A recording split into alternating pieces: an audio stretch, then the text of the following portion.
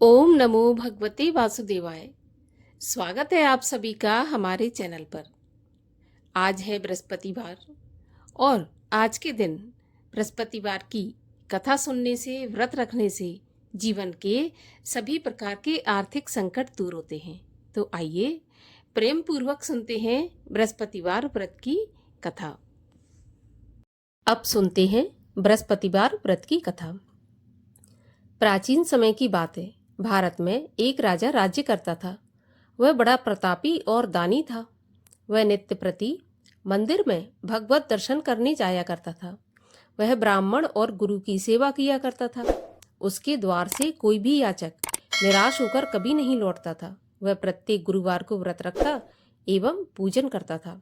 हर दिन गरीबों की सहायता करता था। परंतु यह सब बातें उसकी रानी को अच्छी नहीं लगती थीं। वह न व्रत करती और न किसी को एक भी पैसा दान में देती थी। वह राजा से भी ऐसा करने को मना किया करती थी। एक समय की बात है, राजा शिकार खेलने वन को चले गए। घर पर रानी और दासी थीं। उस समय गुरु बृहस्पति साधु का रूप धारण कर राजा के दरवाजे पर भिक्षा मांगने आए। साधु ने रानी से भिक्षा मांगी तो वह कहने लगी, हे साधु महाराज, मैं इस दान पुण्य से तंग आ गई हूँ। इस कार्य के लिए तो मेरे पति देवी बहुत हैं। अब आप ऐसी कृपा करें कि सारा धन नष्ट हो जाए और मैं आराम से रह सकूं। साधु रूपी बृहस्पति देव ने कहा, देवी, तुम बड़ी विचित्र हो। संतान और धन से कोई दुखी नहीं होता, इसको सभी चाहते हैं। पापी भी पुत्र और धन की इच्छा करता है। अगर तुम्हारे पास धन अधिक है तो भूखे मनुष्यों को भोजन कराओ, प्याऊ लगवाओ, ब्राह्मणों को दान दो, धर्मशालाएं बनवाओ, कुआं, तालाब, बावड़ी, बाग बगीचों आदि का निर्माण कराओ, निर्धनों की कुंवारी कन्याओं का विवाह करवाओ, साथ ही यज्ञ आदि करो। इस प्रकार के कर्मों से आपके कुल का और आपका नाम परलोक में सार्थक होगा एवं स्वर्ग की प्राप्ति होगी। परंतु रानी साधु की इन बातों से खुश नहीं हुई। उसने कहा, हे साधु महाराज, मुझे ऐसे धन की आवश्यकता नहीं जिसको मैं अन्य लोगों को दान दूं और जिसको रखने और संभालने में ही मेरा सारा समय नष्ट हो जाए। साधु ने कहा, देवी, यदि तुम्हारी ऐसी इच्छा है तो जैसा मैं तुम्हें बताता हूँ तुम वैसा ही करना। बृहस्पतिवार के दिन घर को गोबर से लीपना, अपने केशों को पीली मिट्टी से धोना, केशों को धोते समय स्नान करना, राजा से कहना वह हजामत करवाए, भोजन में मांस मदिरा खाना, कपड़ा धोबी के यहाँ धुल नहीं डालना। इस प्रकार 7 बृहस्पतिवार करने से तुम्हारा सारा धन नष्ट हो जाएगा। यह कहकर साधु महाराज रूपी बृहस्पति देव अंतर ध्यान हो गए। रानी ने साधु के कहने के अनुसार 7 बृहस्पतिवार वैसा ही करने का विचार किया। साधु के बताए अनुसार करते हुए केवल 3 बृहस्पतिवार ही बीते थे कि उसकी समस्त धन संपत्ति नष्ट हो गई। भोजन के लिए भी दोनों समय परिवार तरसने लगा, सांसारिक भोगों से दुखी रहने लगा। तब वह राजा रानी से कहने लगा कि हे रानी, तुम यहाँ पर रहो, मैं दूसरे देश में जाता हूँ, क्योंकि यहाँ पर मुझे सभी मनुष्य जानते हैं, इसलिए मैं यहाँ कोई कार्य नहीं कर सकता। देश चोरी परदेश भीख बराबर है। ऐसा कहकर राजा परदेश चला गया। वहां जंगल से लकड़ी काटकर लाता और शहर में बेचता। इस तरह जीवन व्यतीत करने लगा।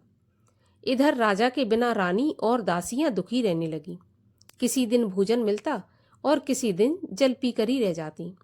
एक समय रानी और दासियों को 7 दिन बिना भोजन के व्यतीत हो गए। तो रानी ने अपनी दासी से कहा कि हे दासी, यहाँ पास ही के नगर में मेरी बहन रहती है। वह बड़ी धनवान है।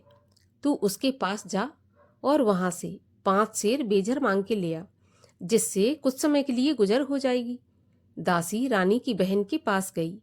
रानी की बहन उस समय पूजा कर रही थी। बृहस्पतिवार का दिन था। दासी ने रानी की बहन से कहा, हे रानी, मुझे आपकी बहन ने भेजा है, मुझे 5 सेर बेजर दे दो। दासी ने यह बात अनेक बार कही, परंतु रानी की बहन ने कोई उत्तर नहीं दिया, क्योंकि वह उस समय बृहस्पतिवार की कथा सुन रही थी।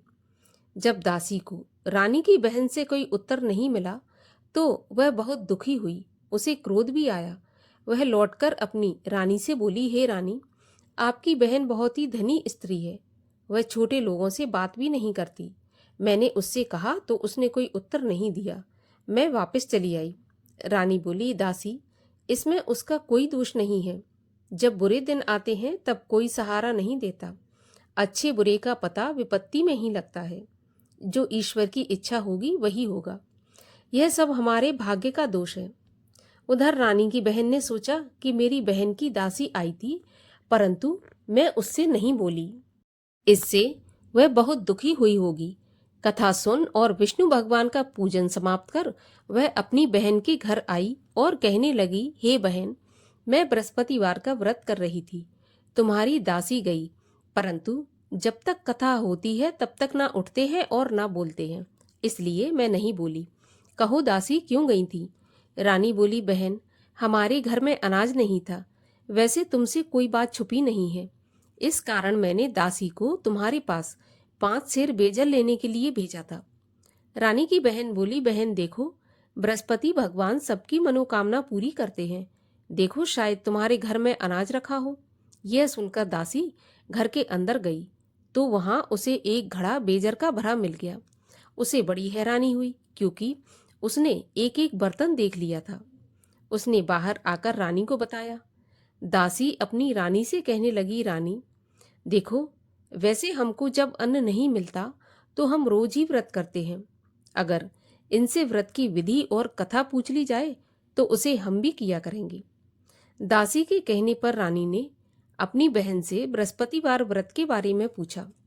उसकी बहन ने बताया, बृहस्पतिवार के व्रत में चने की दाल और मुनक्का से विष्णु भगवान का केले की जड़ में पूजन करें तथा दीपक जलावें, पीला भोजन करें, कथा सुनें। इस प्रकार करने से गुरु भगवान प्रसन्न होते हैं, अन्न पुत्र धन देते हैं और मनोकामना पूरी करते हैं। व्रत और पूजन की विधि बताकर रानी की बहन अपने घर लौट गई। रानी और दासी दोनों ने निश्चय किया कि बृहस्पति भगवान का पूजन जरूर करेंगे। 7 रोज बाद जब बृहस्पतिवार आया तो उन्होंने व्रत रखा। घुड़साल में जाकर चना और गुड़ बीन लाई तथा उसकी दाल से केले की जड़ तथा विष्णु भगवान का पूजन किया। अब भोजन पीला कहाँ से आए? दोनों बड़ी दुखी हुई, परंतु उन्होंने व्रत किया था, इस कारण बृहस्पति भगवान प्रसन्न थे। एक साधारण व्यक्ति के रूप में वे 2 थालों में सुंदर पीला भोजन लेकर आए और दासी को देकर बोले, हे दासी, यह भोजन तुम्हारे और रानी के लिए है, तुम दोनों करना। दासी भोजन पाकर बड़ी प्रसन्न हुई और रानी से बोली, रानी जी, भोजन कर लो। रानी को भोजन आने के बारे में कुछ पता नहीं था, इसलिए वह दासी से बोली, जा तू ही भोजन कर, क्योंकि तू हमारी व्यर्थ में हंसी उड़ाती है। दासी बोली, एक व्यक्ति भोजन दे गया है। रानी कहने लगी, वह भोजन तेरे लिए ही दे गया है, तू ही भोजन कर। दासी ने कहा, वह व्यक्ति हम दोनों के लिए 2 थालों में भोजन देकर गया है, इसीलिए मैं और आप दोनों ही साथ साथ भोजन करेंगी। दोनों ने गुरु भगवान को नमस्कार कर भोजन प्रारंभ किया। उसके बाद से वे प्रत्येक बृहस्पतिवार को गुरु भगवान का व्रत और पूजन करने लगी। बृहस्पति भगवान की कृपा से उनके पास धन हो गया, परंतु रानी फिर पहले की तरह से आलस करने लगी। तब दासी बोली, देखो रानी, तुम पहले भी इस प्रकार आलस करती थी। तुम्हें धन के रखने में कष्ट होता था, इस कारण सभी धन नष्ट हो गया। अब गुरु भगवान की कृपा से धन मिला है तो फिर तुम्हें आलस होता है। बड़ी मुसीबतों के बाद हमने यह धन पाया है, इसलिए हमें दान पुण्य करना चाहिए तथा भूखे मनुष्यों को भोजन कराओ, प्याऊ लगवाओ, ब्राह्मणों को दान दो, कुआं, तालाब, बावड़ी आदि का निर्माण कराओ, मंदिर, पाठशाला बनवाकर दान दो, कुंवारी कन्याओं का विवाह करवाओ। धन को शुभ कार्यों में खर्च करो, जिससे तुम्हारे कुल का यश बढ़े तथा स्वर्ग प्राप्त हो और पितृ प्रसन्न हो। दासी की बात मानकर रानी ने इसी प्रकार के कर्म करने प्रारंभ किए। उसका काफी यश फैलने लगा। एक दिन रानी और दासी आपस में विचार करने लगी कि ना जाने राजा किस दशा में होंगे, उनकी कोई खोज खबर नहीं है। गुरु भगवान से उन्होंने प्रार्थना की और भगवान ने रात्रि में राजा को सपन में कहा कि हे राजा, तेरी रानी तुझको याद करती है, अब अपने देश को लौट जा। राजा प्रातःकाल उठा। वह विचार करने लगा कि स्त्री जाति खाने और पहनने की ही साथी होती है, पर भगवान की आज्ञा मानकर वह अपने नगर को चलने के लिए तैयार हुआ। जब राजा परदेश गया तो परदेश में बहुत दुखी रहने लगा था। प्रतिदिन जंगल से लकड़ी बीन कर लाता और उसे शहर में बेचकर अपने दुखी जीवन को बड़ी कठिनता से व्यतीत करता था। एक दिन राजा दुखी हो अपनी पुरानी बातों को याद करके रोने लगा। उस जंगल में बृहस्पति देव एक साधु का रूप धारण करके आए और राजा के पास आकर बोले, लकड़हारे, तुम इस सुनसान जंगल में किस चिंता में बैठे हो, मुझे बताओ। यह सुन राजा के नेत्रों में जल भर आया और साधु की वंदना कर बोला, हे प्रभु, आप सब कुछ जानने वाले हैं। इतना कहकर राजा ने साधु को अपनी संपूर्ण कहानी सुना दी। महात्मा तो दयालु होते हैं। वे राजा से बोले, राजा, तुम्हारी पत्नी ने बृहस्पति देव के प्रति अपराध किया था, जिसके कारण तुम्हारी यह दशा हुई। अब तुम किसी प्रकार की चिंता मत करो, भगवान तुम्हें पहले से अधिक धन देंगे। देखो, तुम्हारी पत्नी ने बृहस्पतिवार का व्रत प्रारंभ कर दिया है। अब तुम भी बृहस्पतिवार का व्रत करके चने की दाल व गुड़ जल के लोटे में डालकर केले का पूजन करो, फिर कथा कहो या सुनो, भगवान तुम्हारी सब कामनाओं को पूरा करेंगे। साधु को प्रसन्न देखकर राजा बोला, प्रभु, मुझे लकड़ी बेचकर इतना पैसा नहीं बचता जिससे भोजन करने के उपरांत कुछ बचा सकूं। मैंने रात्रि में अपनी रानी को व्याकुल देखा है। मेरे पास कोई साधन नहीं जिससे उसका समाचार जान सकूं। फिर मैं बृहस्पति देव की क्या कहानी कहूं, यह भी मुझको मालूम नहीं है। साधु ने कहा, हे राजा, तुम किसी बात की चिंता मत करो। बृहस्पतिवार के दिन तुम रोज की तरह लकड़ियां लेकर शहर में जाओ। तुम्हें रोज से दुगना धन प्राप्त होगा, जिससे तुम भली भांति भोजन कर लोगे तथा बृहस्पति देव की पूजा का सामान भी आ जाएगा। और बृहस्पतिवार की कहानी इस प्रकार से है। प्राचीन काल में एक बहुत ही निर्धन ब्राह्मण रहता था। उसके कोई संतान नहीं थी। वह नित्य पूजा पाठ करता, परंतु उसकी स्त्री बहुत मलिनता के साथ रहती थी। वह न स्नान करती, न किसी देवता का पूजन करती। प्रातःकाल उठते ही सर्वप्रथम भोजन करती, बाद में कोई अन्य कार्य करती। ब्राह्मण देवता बहुत दुखी रहते थे। पत्नी को बहुत समझाते, किंतु उसका कोई परिणाम न निकलता। भगवान की कृपा से ब्राह्मण की स्त्री की कन्या उत्पन्न हुई। वह कन्या अपने पिता के घर में बड़ी होने लगी। वह बालिका प्रातः स्नान करके भगवान विष्णु का जप करती, बृहस्पतिवार का व्रत भी करने लगी। पूजा पाठ समाप्त कर स्कूल जाती तो अपनी मुट्ठी में जौ भर के ले जाती और पाठशाला के मार्ग में डालती जाती। वही जौ स्वर्ण के हो जाते तो लौटते समय उनको बीनकर घर ले आती थी। एक दिन वह बालिका सूप में उन सोने की जौ को फटक कर साफ कर रही थी। तभी उसकी माँ ने देख लिया और कहा, हे बेटी, सोने के जौ को फटकने के लिए सोने का सूप होना चाहिए। दूसरे दिन गुरुवार था। इस कन्या ने व्रत रखा और बृहस्पति देव से प्रार्थना करके कहा कि हे प्रभु, यदि मैंने सच्चे मन से आपकी पूजा की हो तो मुझे सोने का सूप दे दो। बृहस्पति देव ने उसकी प्रार्थना स्वीकार कर ली। रोज की तरह वह कन्या जौ फैलाती हुई स्कूल चली गई। स्कूल से लौटकर जब वह जौ बीन रही थी तो बृहस्पति देव की कृपा से उसे सोने का सूप मिला। उसे वह घर ले आई और उसमें जौ साफ करने लगी, परंतु उसकी माँ का वही ढंग रहा। एक दिन वह कन्या सोने के सूप में जौ साफ कर रही थी। उस समय उस नगर का राजकुमार वहां से होकर निकला। इस कन्या के रूप और कार्य को देखकर उस कन्या पर मोहित हो गया। राजमहल आकर वह भोजन तथा जल त्याग कर उदास होकर लेट गया। राजा को जब राजकुमार द्वारा अन्न जल त्यागने का समाचार ज्ञात हुआ तो अपने मंत्रियों के साथ वह अपने पुत्र के पास गए और बोले, हे बेटा, तुम्हें किस बात का कष्ट है? किसी ने अपमान किया है अथवा कोई और कारण है? मुझे बताओ, मैं वही करूंगा जिससे तुम्हें प्रसन्नता हो। राजकुमार ने अपने पिता की बातें सुनी तो वह बोला, मुझे आपकी कृपा से किसी बात का दुख नहीं है। किसी ने मेरा अपमान नहीं किया, परंतु मैं उस लड़की के साथ विवाह करना चाहता हूँ जो सोने के सूप में जौ साफ कर रही थी। यह सुनकर राजा आश्चर्य में पड़ गया और बोला, हे बेटा, इस तरह की कन्या का पता तुम ही लगाओ, मैं उसके साथ तुम्हारा विवाह अवश्य ही करवा दूंगा। राजकुमार ने राजा को उस लड़की के घर का पता बताया। तब मंत्री उस लड़की के घर गया और राजा का आदेश ब्राह्मण को सुनाया। कुछ ही दिन बाद ब्राह्मण की कन्या का विवाह राजकुमार के साथ संपन्न हो गया। कन्या के घर से जाते ही उस ब्राह्मण देवता के घर में पहले की भांति गरीबी का निवास हो गया। अब भोजन के लिए भी अन्न बड़ी मुश्किल से मिलता था। एक दिन दुखी होकर ब्राह्मण देवता अपनी पुत्री से मिलने गए। बेटी ने पिता की दुखी अवस्था को देखा और अपनी माँ का समाचार पूछा। ब्राह्मण ने सभी हाल कहा। कन्या ने बहुत सा धन देकर अपने पिता को विदा कर दिया। इस तरह ब्राह्मण का कुछ समय सुखपूर्वक व्यतीत हुआ, लेकिन कुछ दिन बाद फिर वही हाल हो गया। तो ब्राह्मण फिर अपनी कन्या के यहाँ गया तो कन्या कहने लगी कि हे पिताजी, आप माताजी को यहाँ लिवा लाओ, मैं उन्हें विधि बता दूंगी जिससे गरीबी दूर हो जाए। ब्राह्मण देवता अपनी स्त्री को साथ लेकर राजमहल अपनी पुत्री के पास पहुंचे तो पुत्री अपनी माँ को समझाने लगी कि हे माँ, तुम प्रातःकाल उठकर प्रथम स्नान आदि करके विष्णु भगवान का पूजन करो तो सब दरिद्रता दूर हो जाएगी। परंतु उसकी माँ ने उसकी एक भी बात नहीं मानी। वह प्रातःकाल उठकर अपनी पुत्री का बचा जूठन खा लेती थी। एक दिन उसकी पुत्री को बहुत गुस्सा आया।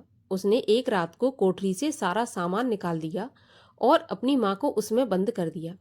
प्रातःकाल उसमें से उसे निकाला तथा स्नान आदि करा के पूजा पाठ करवाया तो उसकी माँ की बुद्धि ठीक हो गई। इसके बाद वह नियम से पूजा पाठ करती और प्रत्येक बृहस्पतिवार को व्रत रखने लगी। इस व्रत के प्रभाव से उसकी माँ भी बहुत धनवान तथा पुत्रवती हो गई और बृहस्पति देवता के प्रभाव से स्वर्ग को गई। वह ब्राह्मण भी सुखपूर्वक इस लोक का सुख भोग कर स्वर्ग को प्राप्त हुआ।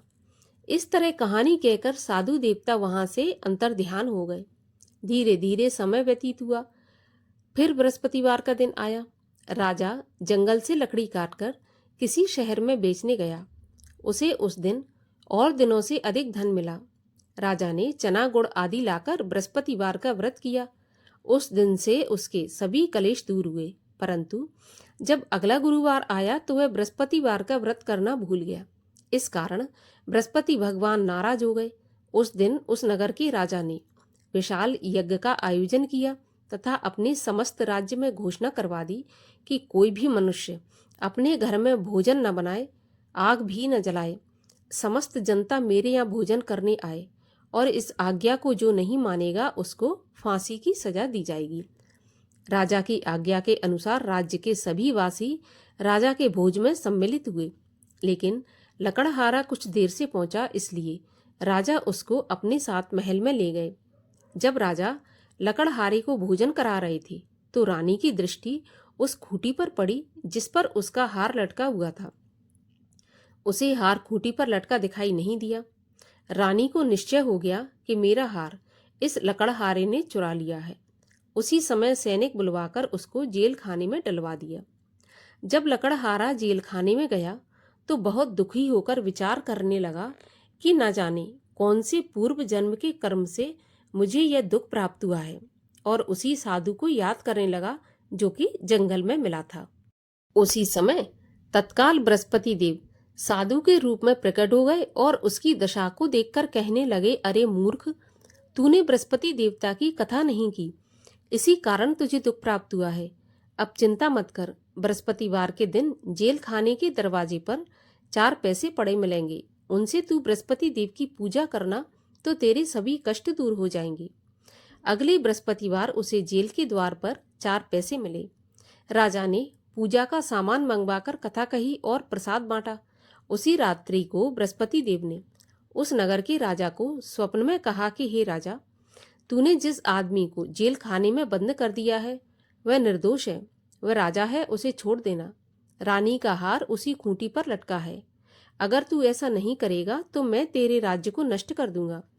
प्रातःकाल राजा उठा और खूंटी पर हार टंगा देखकर लकड़हारे को बुलाकर क्षमा मांगी तथा राजा के योग्य सुंदर वस्त्र आभूषण भेंट देकर उसे विदा किया। गुरुदेव की आज्ञा के अनुसार राजा अपने नगर को चल दिया। राजा जब नगर के निकट पहुंचा तो उसे बड़ा आश्चर्य हुआ। नगर में पहले से अधिक बाग, तालाब, कुएं तथा बहुत सी धर्मशालाएं, मंदिर आदि बने हुए थे। राजा ने पूछा, यह किसका बाग और धर्मशाला है? तब नगर के सब लोग कहने लगे, ये सब रानी और दासी के द्वारा बनवाए गए हैं। राजा को आश्चर्य हुआ और गुस्सा भी आया। जब रानी ने यह खबर सुनी कि राजा आ रहे हैं तो उसने अपनी दासी से कहा कि हे दासी, देख राजा हमको कितनी बुरी हालत में छोड़ गए थे। हमारी ऐसी हालत देखकर वह लौट न जाए, इसलिए तू दरवाजे पर खड़ी हो जा। रानी की आज्ञा के अनुसार दासी दरवाजे पर खड़ी हो गई। जब राजा आए तो उन्हें अपने साथ महल में लिवा लाई। तब राजा ने क्रोध करके अपनी तलवार निकाली और पूछने लगा, बताओ यह धन तुम्हें कैसे प्राप्त हुआ है? तब रानी ने बताया, हमें यह धन बृहस्पति देव के व्रत के प्रभाव से प्राप्त हुआ है। राजा ने निश्चय किया कि 7 रोज बाद सभी बृहस्पति देव का पूजन करते हैं, परंतु मैं रोजाना दिन में 3 बार कहानी कहा करूंगा तथा रोज व्रत किया करूंगा। अब हर समय राजा के दुपट्टे में चने की दाल बंधी रहती तथा दिन में 3 बार कथा कहता। एक रोज राजा ने विचार किया कि चलो अपनी बहन के यहाँ हो आऊं। इस तरह निश्चय कर राजा घोड़े पर सवार हो अपनी बहन के यहाँ के चल दिया। मार्ग में उसने देखा कि कुछ आदमी एक मुर्दे को लिए जा रहे हैं। उन्हें रोककर राजा कहने लगा, अरे भाइयों, मेरी बृहस्पति देव की कथा सुन लो। वे बोले, लो, हमारा तो आदमी मर गया, इसको अपनी कथा की पड़ी है। परंतु कुछ आदमी बोले, अच्छा कहो, हम तुम्हारी कथा भी सुनेंगे। राजा ने दाल निकाली और कथा कहनी शुरू कर दी। जब कथा आदि हुई तो मुर्दा हिलने लगा और जब कथा समाप्त हुई तो राम राम करके वह मुर्दा उठकर खड़ा हो गया। राजा आगे बढ़ा। उसे चलते चलते शाम हो गई। आगे मार्ग में उसे एक किसान खेत में हल चलाता मिला। राजा उससे बोला, अरे भैया, तुम मेरी बृहस्पतिवार की कथा सुन लो। किसान बोला, जब तक मैं तेरी कथा सुनूंगा तब तक 4 हरैया जोत लूंगा। जा अपनी कथा किसी और को सुनाना। राजा आगे चलने लगा। राजा के हटते ही बैल पछाड़ खाकर गिर गए तथा किसान के पेट में बहुत जोर से दर्द होने लगा। उसी समय किसान की पत्नी रोटी लेकर आई। उसने जब यह देखा तो अपने पुत्र से सब हाल पूछा तो बेटे ने सभी हाल बता दिया। बुढ़िया दौड़ी दौड़ी उस घुड़सवार के पास गई और उससे बोली, मैं तेरी कथा सुनूंगी, तू अपनी कथा मेरे खेत पे चलकर ही कहना। राजा ने लौटकर बुढ़िया के खेत पे जाकर कथा कही, जिसके सुनते ही बैल खड़े हो गए तथा किसान के पेट का दर्द भी बंद हो गया। राजा अपनी बहन के घर पहुंच गया। बहन ने भाई की खूब मेहमानी की। दूसरे रोज प्रातःकाल राजा जगा तो वह देखने लगा कि सब लोग भोजन कर रहे हैं। राजा ने अपनी बहन से जब पूछा, ऐसा कोई मनुष्य है जिसने भोजन नहीं किया हो, जो मेरी बृहस्पतिवार की कथा सुन ले? तो बहन बोली, भैया, यह देश ऐसा ही है। पहले यहाँ के लोग भोजन करते हैं, बाद में अन्य काम करते हैं। अगर कोई पड़ोस में हो तो दिखाती हूँ। ऐसा कहकर बहन देखने चली गई, परंतु उसे कोई ऐसा व्यक्ति नहीं मिला जिसने भोजन नहीं किया हो। अतः उसे मालूम हुआ कि एक कुम्हार का घर है जहां पर 3 दिन से किसी ने भोजन नहीं किया, क्योंकि कुम्हार का लड़का बीमार था। रानी ने अपने भाई की कथा सुनने के लिए कुम्हार से कहा तो वह तैयार हो गया। राजा ने जाकर बृहस्पतिवार की कथा कही, जिसको सुनकर उसका लड़का ठीक हो गया। अब तो राजा की प्रशंसा होने लगी। एक दिन राजा ने अपनी बहन से कहा, हे बहन, मैं अपने घर को जाऊंगा, तुम भी तैयार हो जाओ। राजा की बहन ने अपनी सास से कहा। सास ने कहा, हाँ चली जा, परंतु अपने लड़कों को मत ले जाना, क्योंकि तेरे भाई के तो कोई संतान नहीं है। बहन ने अपने भाई से कहा, भैया, मैं तो चलूंगी पर कोई बालक नहीं जाएगा। राजा ने कहा, जब कोई बालक नहीं चलेगा तो तुम क्या करोगी? बड़े दुखी मन से राजा अपने नगर को लौट आया। राजा ने अपनी रानी से कहा, हम निर्वंशी राजा हैं, हमारा मुंह देखने का भी धर्म नहीं है। वह बिना भोजन आदि किए शैया पर लेट गया। रानी बोली, हे प्रभु, बृहस्पति देव ने हमें सब कुछ दिया है, वे हमें संतान अवश्य देंगे। उसी रात को बृहस्पति देव ने राजा को स्वप्न में कहा कि हे राजा, उठ, सभी सोच त्याग दे, तेरी रानी गर्भवती है। राजा को यह जानकर बड़ी खुशी हुई। 9वें महीने रानी के गर्भ से एक सुंदर पुत्र प्राप्त हुआ। तब राजा बोला, हे रानी, स्त्री बिना भोजन के रह सकती है, परंतु बिना कहे नहीं रह सकती।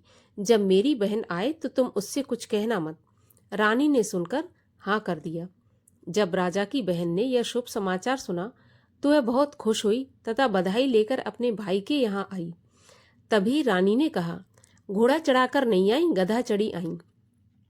राजा की बहन बोली, भाभी, मैं इस प्रकार ना कहती तो तुम्हें औलाद कैसे मिलती। बृहस्पति देव ऐसे ही है, जैसी जिसके मन में कामनाएं हैं सभी को पूर्ण करते हैं। जो सद्भावना पूर्वक बृहस्पतिवार का व्रत करता है एवं कथा पढ़ता है अथवा सुनता है और दूसरों को सुनाता है, बृहस्पति देव उसकी सभी मनोकामना पूरी करते हैं। बृहस्पति भगवान उनकी सदैव रक्षा करते हैं। जो संसार में सद्भावना से गुरुदेव का पूजन एवं व्रत सच्चे हृदय से करते हैं, उनकी सभी मनोकामनाएं पूर्ण होती हैं। जैसी सच्ची भावना से रानी और राजा ने बृहस्पति देव की कथा का गुणगान किया तो उनकी सभी इच्छाएं बृहस्पति देव ने पूर्ण की थीं।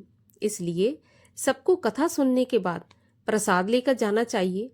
हृदय से उनका मनन करते हुए जयकारा बोलना चाहिए। बोलिए बृहस्पति देव की जय, बोलिए विष्णु भगवान की जय। बृहस्पति देव की आरती।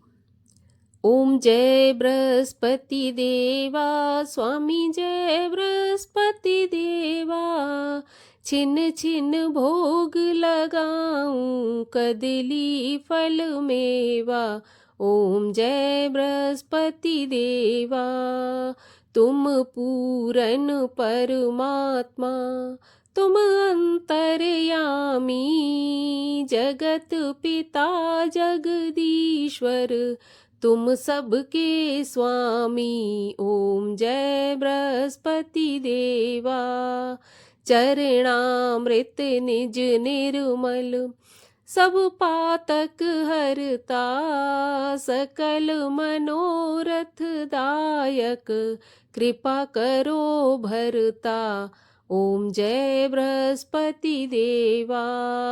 तन मन धन अर्पण कर, जो जन शरण पड़े।